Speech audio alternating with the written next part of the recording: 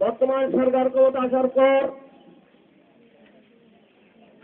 বিভিন্ন রূপ ধরে আমাদের ইসলামের যেভাবে বিঘ্ন ঘটে, সেই ইসলামের বিঘ্ন ঘটার বিভিন্ন রূপ নিয়ে আমাদের উপর নির্বিচার জুলুম অত্যাচার চালিয়ে যাচ্ছে।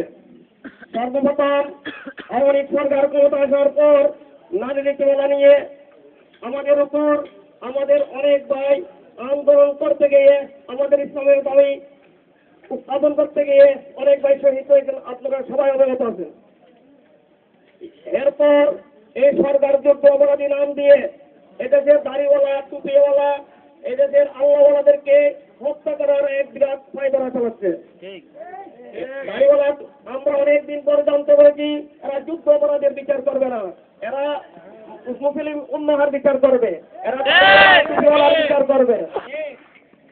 বর্তমান সরকার আরেকটি নাটক আরেকটি রূপ নিয়ে শাহবাগ নামের একটি স্থানে বাংলাদেশের 80% নাস্তিকদেরকে নিয়ে আমাদের ইনকাম ট্যাক্স, আমাদের কাজের টাকা, আমাদের দেওয়া, আমাদের অর্থ দিয়ে তাদেরকে দৈনিক 500 টাকা করে ওদেরকে ওই নাস্তিকদেরকে এখানে লালন পালন করতেছে।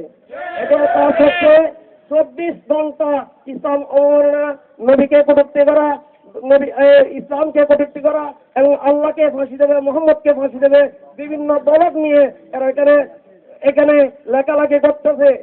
ওই বিষয়ে যখন আমরা শুনতে পেরেছি, আমরা যখন সরকারকে একটি দাবির জন্য আমরা যখন একটা মিছিল বের করছি, সরকার লেলিয়ে দেওয়া কুকুর পেট্রো বাহিনী পুলিশদেরকে দিয়ে আমাদের মুসলিম উম্মাহার উপর নির্বিচার গুলি করে এই পর্যন্ত আজকে 5 জন, এর আগের 5 জন 4 জন ইজ্জত করলে সর্বমোট 20 জন আমাদের ভাইদেরকে শহীদ করেছে, শত শত আহত করেছে।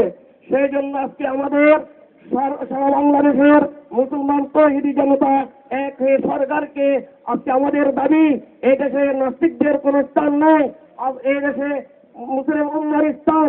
এটা আমরা যখন দাবি নিয়ে আজকে মাঠে নেমেছি, সরকার তার পেট্রো বাহিনীদেরকে দিয়ে আজকে 5 জন সহ বিভিন্ন এলাকায় অনেকজনকে শহীদ করেছে। এই মুহূর্তে আমাদের কাছে সংবাদ এসেছে।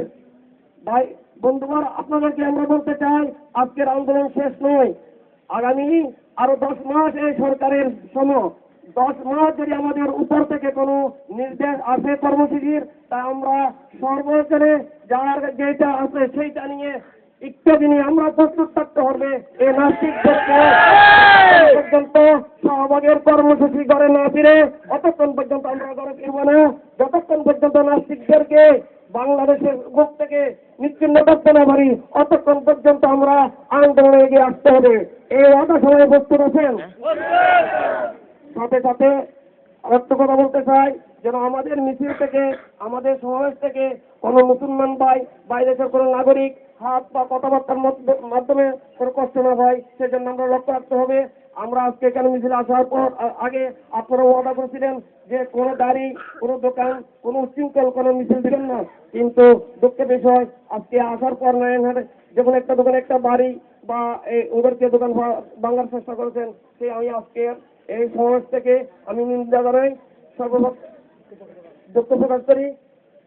আপনারা আগামী দিনে কর্মসূচির জন্য প্রস্তুত থাকার আহ্বান রাখে আমার বক্তব্য শেষ করে মাত্র বিকিল্লাহ গুরুত্বপূর্ণ বক্তব্য নিয়ে আসছেন ইসলামী বিশ্ববিদ্যালয়ের কম্পিউটার বিভাগের সম্মানিত শিবিরের ছাত্রনেতা এবং শিবিরের সভাপতি উদ্যান আক্তার ভাগ। আমি সর্বোচ্চ আজকের সভায় সংক্ষিপ্ত আকারে গুরুত্বপূর্ণ বক্তব্য রাখার জন্য বক্তব্য আহ্বান জানাচ্ছি। উপস্থিত সম্মানিত সংগ্রামী ভাই ও বন্ধুরা, আজকের এই হরতাল সফল করার জন্য আপনাদেরকে জানাচ্ছি আমার আন্তরিক মোবারকবাদ এবং সাথে সাথে অভিনন্দন জানাচ্ছেন কাদিরহাট থেকে আগত বিশাল মিছিলকে এবং সুন্দরপুর থেকে আগত এই বিশাল মিছিল আজকে আমাদের হরতালকে সাফল্যমণ্ডিত করে তুলেছেন। আজকে আমাদের এই হরতাল হচ্ছে শান্তিপূর্ণ হরতাল। আমাদের নবী করিম সাল্লাল্লাহু আলাইহি ওয়াসাল্লামকে যারা অবমাননা করেছে সেই নাস্তিকদের বিরুদ্ধে আমাদের উদ্ধার হরতাল। আজকে আমাদের এই হরতাল থেকে সেই নাস্তিকদেরকে আমরা উচ্চ করে 12 ঘন্টায় হুঁশিয়ারি করে দিতে চাই। বাংলার জমিন হাজী শরীয়তুল্লাহর জমিন, এই জমিন পুতুলের জমিন, তাদের জমিন নয়। এবং সাথে সাথে বলতে চাই রাসূলুল্লাহ সাল্লাল্লাহু আলাইহি ওয়াসাল্লামের সাথে যারা বিরোধী করছে তারা যেন ভবিষ্যতে এরকম সহকার না করে। রাসূলুল্লাহ সাল্লাল্লাহু আলাইহি ওয়াসাল্লাম হলেন আমাদের শ্রেষ্ঠ নেতা, আমাদের সর্বোপরি তিনি আমাদের পথপ্রদর্শক। এবং সাথে সাথে আজকে রাসূলুল্লাহ সাল্লাল্লাহু আলাইহি ওয়াসাল্লামের উত্তর জেনে আপনারা জনসম্মানের বিরুদ্ধে ইচ্ছা আমরা